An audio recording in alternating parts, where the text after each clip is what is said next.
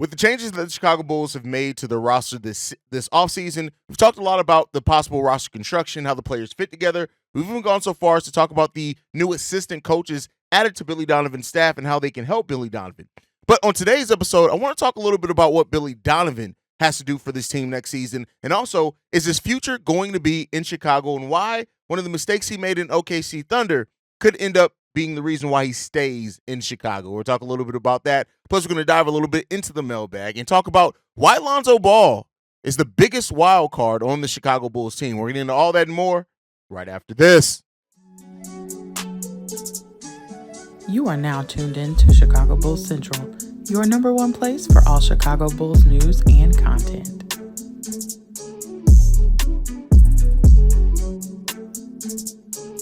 What's going on, Bulls fans? Welcome to another episode of Chicago Bulls Central, your number one spot for everything Chicago Bulls related. I'm the host, Haize, but more importantly, you guys can follow the channel at Bulls Central Pod on every social media platform we happen to be on. With that being said, let's go ahead and get into the content for today, man. And so I want to talk about two of the things that could end up being in a lot of ways, the biggest wild card on the Chicago Bulls roster this season. One is Billy Donovan, one is Lonzo Ball. And I want to talk about the Billy Donovan aspect of this for a couple of different reasons, right? Billy Donovan and his coaching and finding a balance between what's going on in this roster, right? The Chicago Bulls find themselves in the midst of a youth movement, but while they still have veterans that they do want to reportedly move, so they're still going to have to feature those veterans to a certain degree in Zach LaVine and Nikola Vucevic. But then you have this nice, young, up-and-coming group of young guys who you still want to develop. You still want to see what you have in those guys, right? And Kobe White, Josh Giddey, Miles Buzelis is somebody definitely there as well. You add in Julian Phillips, Dalen Terry. That's not to mention as well Patrick Williams, who's still on this team, Jalen Smith, who you just acquired, Adama Sanogo at some point. I would like to think the Bulls want to kind of take a look at what he can be at on the NBA level. And I'm sure I even I would assume we know he's going to be part of the rotation, right? So the Bulls have this promising young core, that actually I like the theoretical play style that this young core could play together. I like the fit of a lot of these guys as well. But then you also have these vets in Zach LaVine and Nikola Vucevic, Torrey Craig, Javon Carter, right, that are still on this roster that you're still looking at and wondering, okay, how is this going to fit in? And Billy Donovan, a guy who has to really, I think, has to learn how to not go to kind of some of his proclivities that he's had on this team as well. Like, yeah, you remove the safety net in DeMar DeRozan. And DeMar DeRozan was a hell of a safety net. By me calling him a safety net, I don't mean it as like a slight to DeMar. I just mean in the fact that Billy Donovan had a closer on this team that he knew he can go to in the fourth quarter that was more times than not going to get you a bucket or get to the free throw or hell, maybe even both, right? And so the roster sits in this place where it makes sense in one direction, and then you have these kind of pieces that don't necessarily fit, even though I think that Josh Giddey and Zach LaVine can play really well together. I even think that Josh Giddey having Nikola Vucevic, they can play well together in some pick and roll scenarios, things like that. While this team is going to lack some major things defensively, I do like some of the fits here that we have on this team as far as like on a paper sense, right? But as far as the directionality of this roster and where this franchise is going, that's where things get a little bit more interesting. Billy Donovan typically runs a 9-man rotation and very rarely goes into that 10-man rotation spot. So if you look at it right now, the starters, Kobe White, Josh Giddey, not flip that at the 1 and 2, but Josh Giddey, Kobe White, Zach LaVine, Patrick Williams, Nikola Vucevic is probably the most likely starting 5. And I know some Bulls fans are hoping that Zach either comes off the bench or you still start Kobe, and I get it where the hope is with that, but that's more than likely your starting line, right? And then you still have players on this bench, like you can just look at it like Miles Buzelis, you hope that he's going to get minutes as a rookie, right? And I do think that Billy Donovan is going to play him, but we'll see, right? You still got Ayo Dosunmu, who's definitely going to be probably your first guard off the bench. You then, on top of that, you still have Jalen Smith, who's your only really backup big with an NBA contract. Like, just be clear with the NBA contract. Julian Phillips, Dalen Terry. That's 10 right there, right? That's not even counting Torrey Craig, Javon Carter, right? Javon Carter's hopefully going to be out the rotation. But so for a coach that doesn't go 10 deep, and before anybody gets to start typing, no, your coach is not going to. No, it's very rare in the NBA that every single game a coach uses 10 to 11 players. So those that say, oh, well, good coach in the NBA will use their full. No, that's not. It doesn't happen. Now, you do have players that average minutes, but usually that 10th and 11th guy, their minutes are very inconsistent, right? So you're going to see some of those guys, especially in certain positional lineups, but that right there leaves somebody out. And so Billy Donovan is going to have to learn to really balance what this roster construction is going to be. And so it may end up with Dalen Terry and Julian Phillips battling over like minutes, or it's going to be like Dalen Terry and Torrey Craig. And then how much do you rely on the vet, right? Because this Bulls team, and Mark Eversley has already said, we're not tanking, which I know he's not going to come out publicly and say they're tanking anyway. But, you know, with this team still trying to win games, the veterans in Torrey Craig are probably still going to play some minutes. And I just don't see, even with this youth movement, we just get into a place of the Bulls not playing a veteran like Torrey Craig at all. And I don't think they should if they're trying to win basketball games either. But then that still raises the question on, all right, who's going to be the odd man out? And are you playing these vets to try to feature them so you can move them in later deals? Torrey Craig has a slightly over $2 million deal, right? So if you move Zach LaVine or Nikola Vucevic, the hope is maybe you play Torrey Craig enough, and because he is a veteran, and any team trading for Zach LaVine, if they do trade for Zach or Vooch for that matter, are probably going to be a team that wants to contend. And maybe they can replenish some of their bench pieces that they're sending to you in getting Torrey Craig there, but that still means you're going to have to try to play him, right? And keep in mind, I still didn't mention players like Chris Duarte, who, while I don't think he's going to get a lot of minutes, there are some Bulls fans that think, and rightfully so, right? I did an episode over on Locked On NBA with Tony East, who hosts the Pacers channel for Locked On, and he talked about like Chris Duarte being a really good player that just needs a chance, right? And there are a lot of people who think that. So that's another player that could be out of the rotation, like as well. So while this youth movement, I think in the excitement of going this youth movement, that it's been like, okay, we're going to play faster, we're going to play these guys, and we're going to go younger, but still, you still have to make sense. And at the same time, you still want to,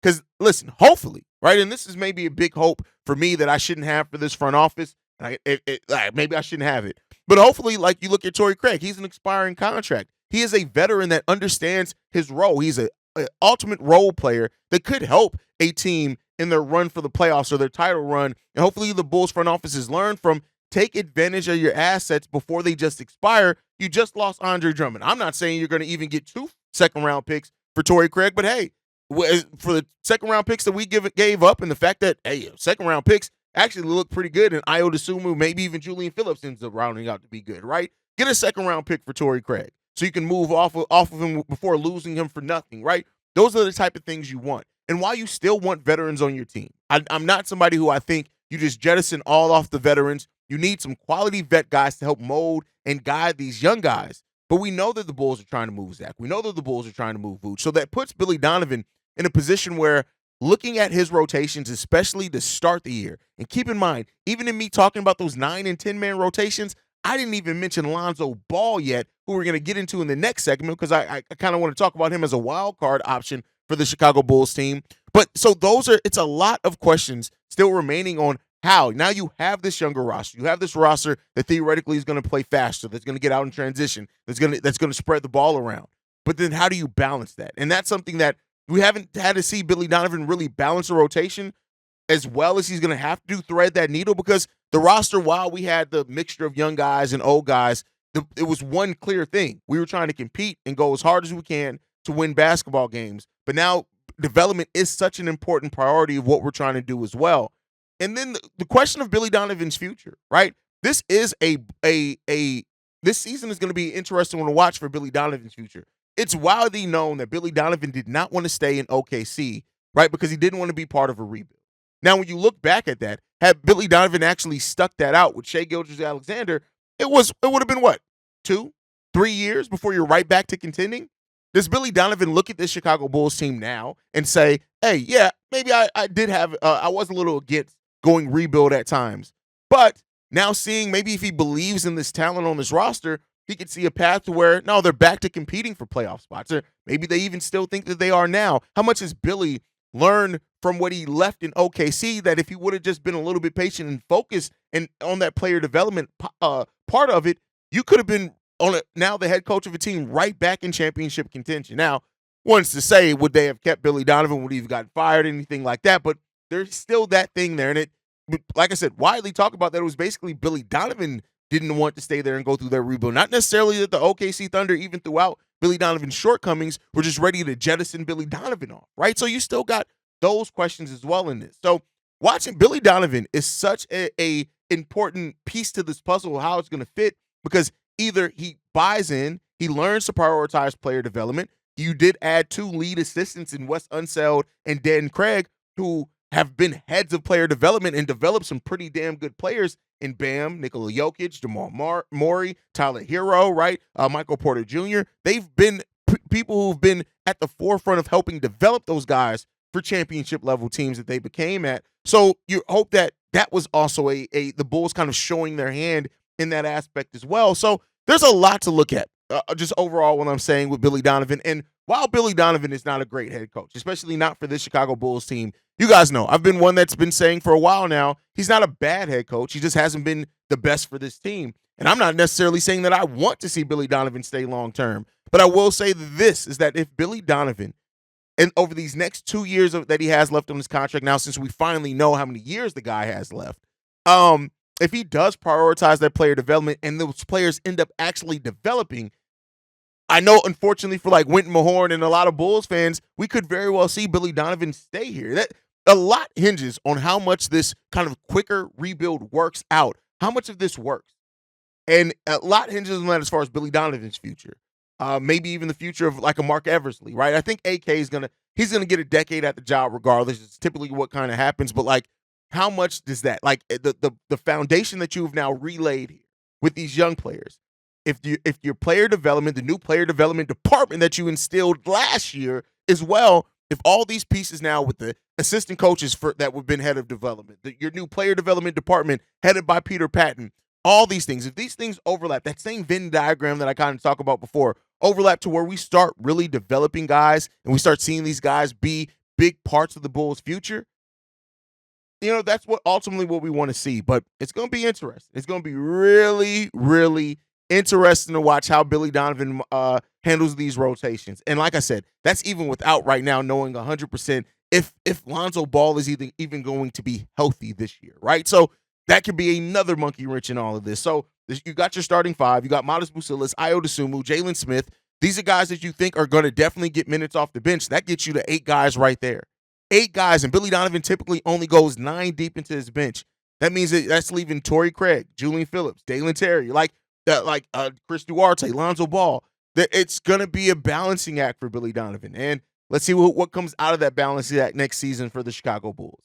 But with that said, I talked about the wild card, right? And how Lonzo could be a wild card for the Chicago Bulls team. And I mean this. While you have your Ball family stands that kind of get triggered anytime you hear something, and even Stacey King saying things like, which I'll have an episode tonight at. I'm back to doing nightlies on the prospect of starting Lonzo Ball or not. But like, Lonzo Ball is a wild card. I want to just focus on the overarching thing right now. He's a huge wild card for the Bulls because if Lonzo Ball is healthy to start the season, you're going to want to start him. I mean, not start him. Oh, I'm not saying start him. You're going to want to play him, right? Because of what Lonzo brought communication-wise, defensively, shooting-wise. You're going to want to see how much of that is still in there. Not necessarily to say that you can keep him with your team, but it's a wild card for a few different reasons. We talked about needing veterans around this team. If Lonzo Ball, considering his injury concerns, does come back and look solid for the Bulls, well, keep in mind, he's not going to play back-to-backs. He's probably going to be in a heavy minutes restriction.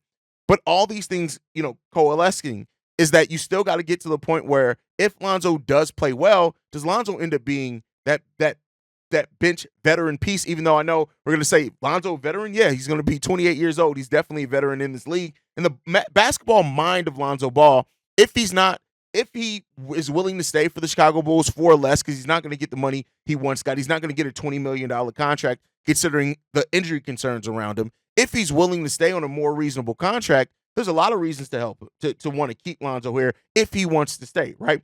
Or let's say the flip side of that. If Lonzo Ball comes back next season and even looks like he can contribute defensively or shooting-wise or whatever it is, that is another piece that the Bulls could look to move to get some type of assets back for. Now, I don't think you're going to get a whole lot back for Lonzo Ball in the last year of his contract, but make no mistake about it. We heard it earlier in the offseason. I think people have forgot that the Bulls were exploring using Lonzo Ball's contract in trades. So if Lonzo Ball does come back healthy for the Chicago Bulls team, It's not outside the realm of possibility. I'm not saying that it will happen, but it's not outside the realm of possibility that this team may look and explore options on. All right, y'all.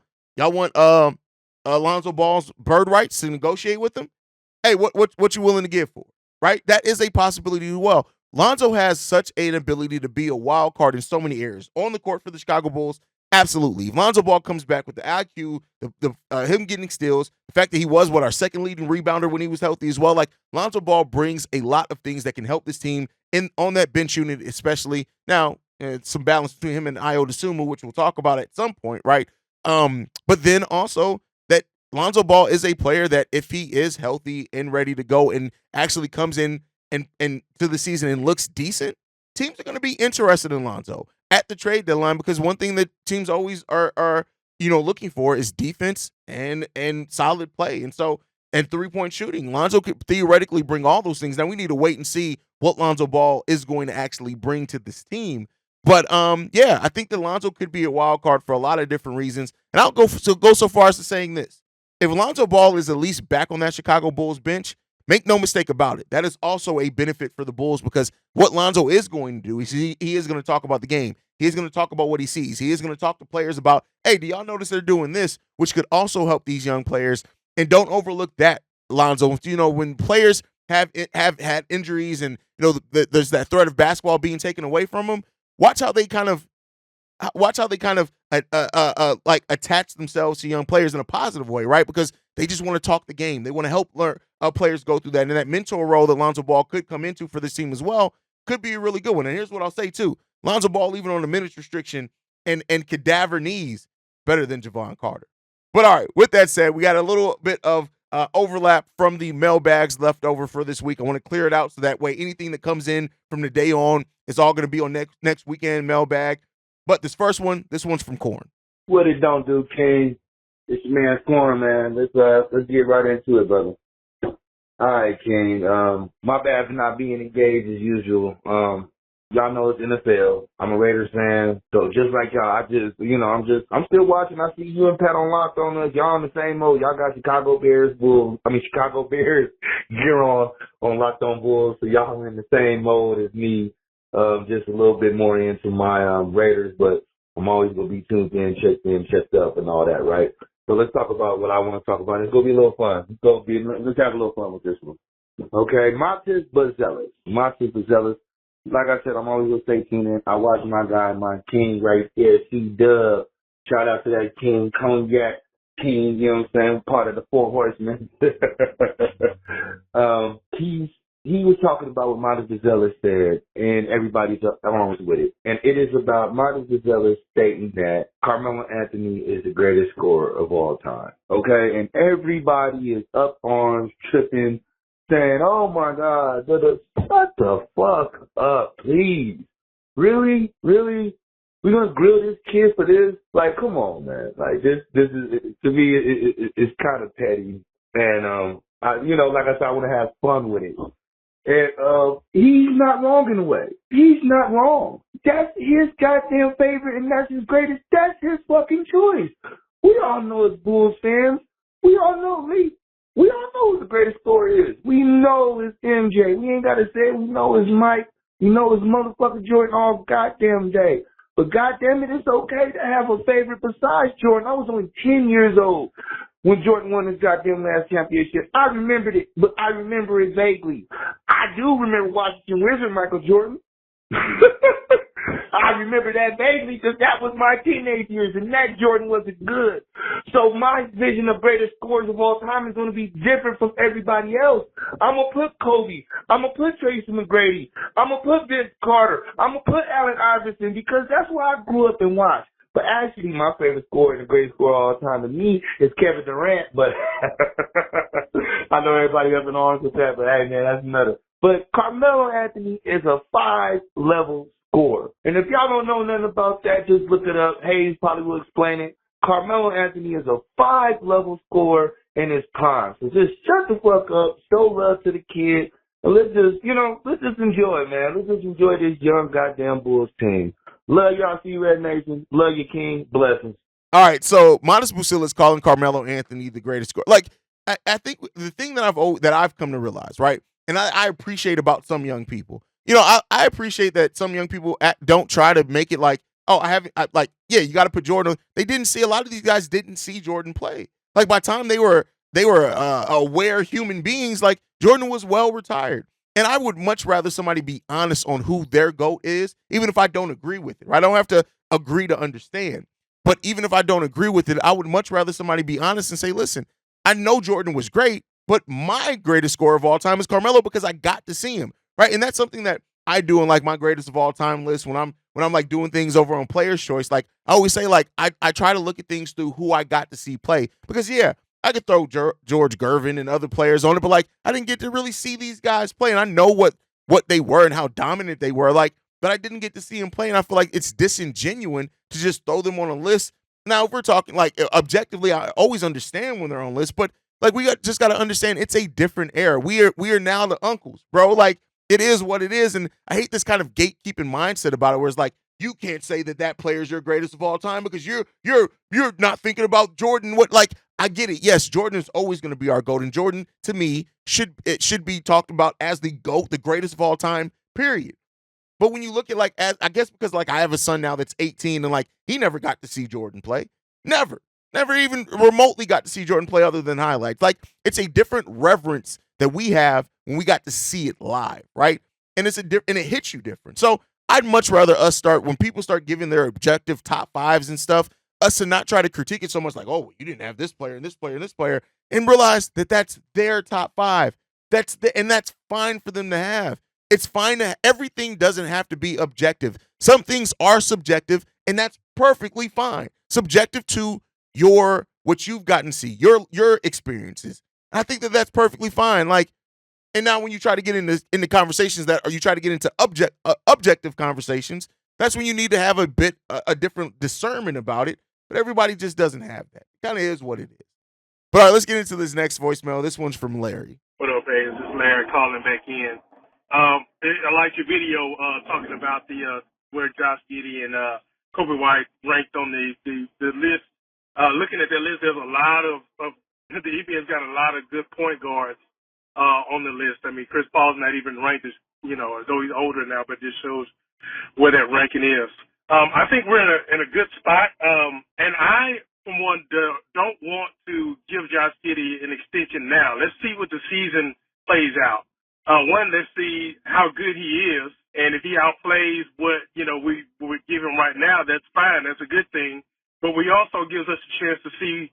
One, we can find out after we see where we are in the draft. Maybe we have a point guard that's right there, and if we lock up Giddey now, we've got another problem on our hands to try to trade a player that really only works well with the ball in his hand at this point in time. So I think we're in a good spot. Give Giddey a contract after we find out where we are in the draft to see whether or not maybe we have a point guard there. Also find out where Kobe White is too. We'll have some more information to see whether or not he's going to be a long-term option there at shooting guard. But we'll also find those two things out after we find out where we are in the draft, if, we keep our draft pick. But appreciate the info, Haize, and the Bulls. Larry, listen, here's the thing. I understand, and I'm not saying that the Bulls would be wrong to waiting to extend Josh Giddey. But here's the thing also with that, is that by waiting to extend Josh Giddey to see where your draft pick hits, what if his value goes higher, right? And this is something that the Bulls have to look over. Like, maybe they want to avoid restricted free agency. Maybe you want to avoid him getting a potentially huge offer sheet from another team that then you have to match because you don't want to lose the asset, right? So there is a world in which I think that it would make sense for the Bulls to extend Josh Giddey before waiting until restricted free agency. But there's absolutely just as many reasons as why waiting until restricted free agency to see how he's going to look and fit with this team and is he going to get back to that player he was in 2022-23 since you're putting the ball back in his hands and kind of giving him the keys to be the best Josh Giddey that he can be, right? So though a lot of things play into that. And I think that either way, it's going to have its own merit and kind of criticisms regardless of which way you go with it. If the Bulls were to extend Josh Giddey before we got 10 games into the season, which I don't remember when the deadline date is, it could be before then, I'm just giving an example. There are absolutely going to be Bulls fans. You extended him now. He hasn't shown you anything. He still ended the playoffs like shit. It's going to be that, right? And then there's going to be those same fans that complain if the Bulls do wait until restricted free agency. And let's say Josh Giddey has a great season, they're going to be like, you could have got Josh Giddey at less if you just would have extended him before all those things are going to be there. Ultimately, it's a risk reward, and you just got to weigh your options there. And so we'll see what the Bulls end up doing. I do think that it's probably extremely likely to wait until the end of the season. Now, there's that period of time that by the end of the season or before free agency starts, so you can negotiate and get a deal locked in with him, and he never really hits the restricted free agent market. And that's another thing that the Bulls can do. So, yeah, not waiting to see what this team looks like together, how him and Kobe fit. I don't think that that's a negative at all. We just got to see what's going to come about from that. But, guys, thank you for Corn and Larry leaving those voicemails. Make sure you guys leave voicemails over the course of this week as well. We'll tell you how to do that at the end of the show. Make sure you guys are following the show at Bull Central Pod. You can send us any feedback, questions, comments, concerns. BullCentralPod@gmail.com. Lastly, if you want to leave a text message and our voicemail for the mailbag, the number to do so, 773-270-2799. We're the number one spot for everything Chicago Bulls related, but that's thanks to you guys. And like I like to end every episode on, go Bulls. Love you guys. See you right if you can, y'all. Peace. This has been a presentation of the Break Media.